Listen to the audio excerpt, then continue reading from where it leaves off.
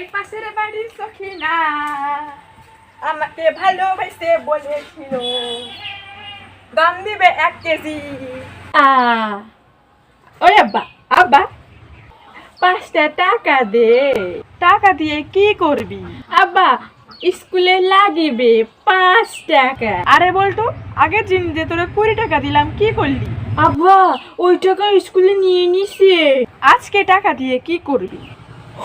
এই যে আব্বা এই যে কি বুঝতে পারতেছে না আব্বা,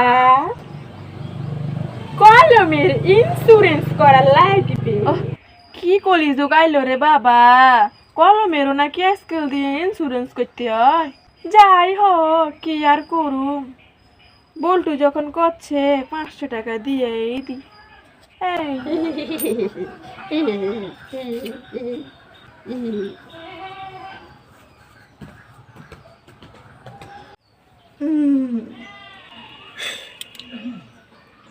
আজ তো নেই বাবারে ভালোই বোকা বানাই টাকা নিলাম, পরের দিন কিভাবে বাবারে বোকা বানাই টাকা নিতে হয় সেটা যদি দেখতে হয় কমেন্ট করে জানিয়ে, তাহলে পরের পার্টে নিয়ে আসবো।